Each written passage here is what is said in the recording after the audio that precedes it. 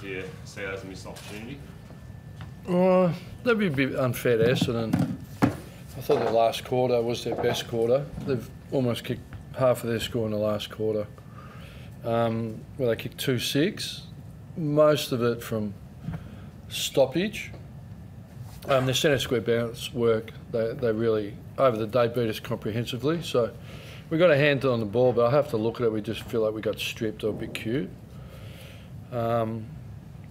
So I think we're in front first possession without getting too technical. I think 6-14 clearances, and they had like lots of entries, 4 to 10 entries or 11. So just that ground position, it's an important,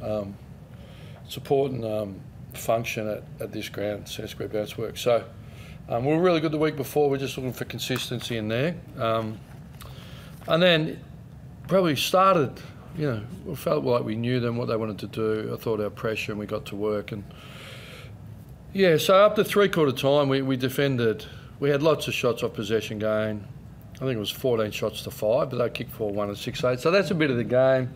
If we had our noses in front a bit more, equity tells you it'd be 30, but, maybe a little bit more reward for effort. But we never felt safe, and then they did what they did. We knew coming in, they're a pretty good clearance team like Merritt and Parrish and those guys, and to their credit, they lost Setterfield as well. So we got done around the ball really simply, and then we asked for a bit of composure with our ball use. Every time we spread the ball, we looked super dangerous, but at the clutch, we had opportunities where we just didn't make good decisions when we had players out. So I thought they deserved it based on their last quarter. Probably for the first 3 quarters, I thought overall we didn't play how we wanted to play, but we'd had a lot more shots and that sort of thing. So walk away disappointed, frustrated. But as I said, the players want to, it's a failed business quite often, even if you're a good team. So we need to learn like we did after Geelong.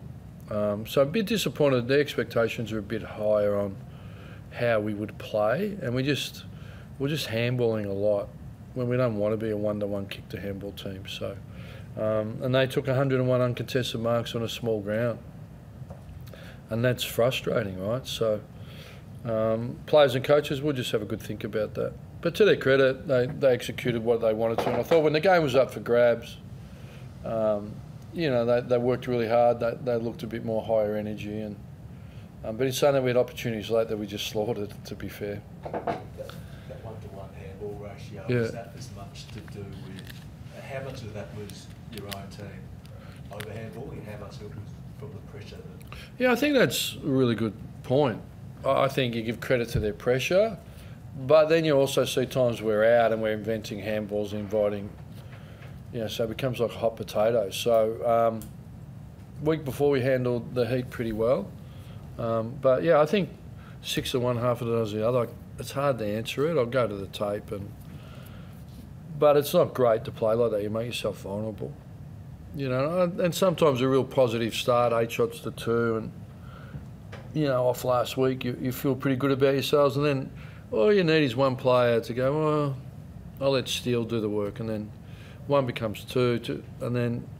You're looking for an easier game, and it's a very demanding competition where people are dog hungry, and you leave yourself vulnerable, and I thought that's what happened. Nick Martin had the 44 off half back. Did you consider putting more time into him as the game went on? Or? Yeah, we did. Robert Harvey was really good. He said, do we lock him down at half time? And I said, look, I hear that McGrath was going quite well with intercepts. He probably had more intercepts. And I said, why don't we fix our ball use and do a couple of things before we look to lock someone down, which is, even in the third quarter, I think we were 10 entries to 3, and then we make a couple of mistakes late and they just pin us in for the last 7, ends up 13-10. So as much as he was getting it, I was like, is he really... They weren't putting us to the sawed-off turnover. To three-quarter time, they kicked 4-1. Like, we'd had 13 shots. So you go, do you know what I mean? So we just asked for a bit more composure on entry, which we did early in the last, and then a couple of people went away from that, which is frustrating. And no Max King down there to really clunk those marks. How did you see the forward line without him today? Yeah, look, they had right out as well. Like, I'm always like to honour the opposition when they beat you. Don't enjoy it, but I do it.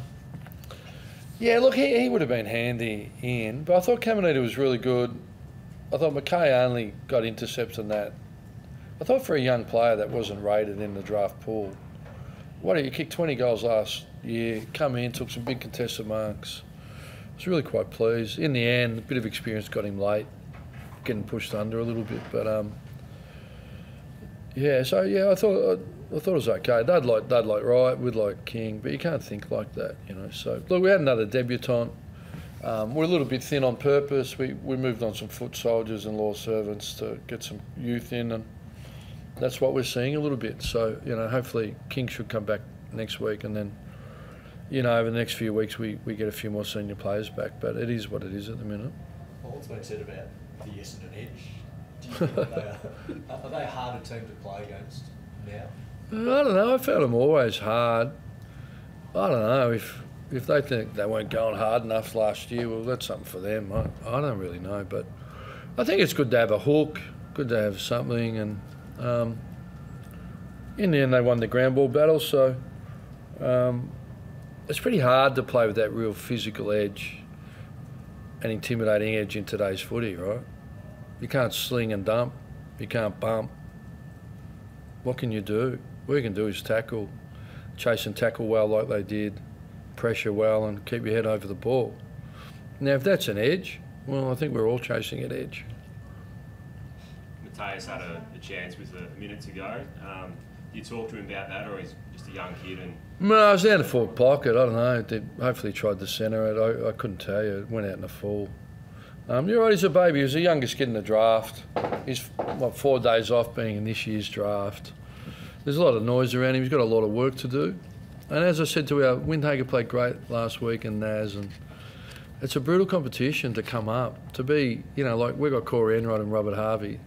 To be those guys, we've got to come up every week, not every second or third week. And that's the feedback they get today. And that's okay, right, because they're babies. But we'll wrap our arms around them and try and bunk them up, and as they get fitter and stronger, mentally stronger, they can keep doing it week in, week out, or get it, you know, every 4 out of 5 at a high level, like Pendlebury and Enright and Harvey and those guys. Thank you.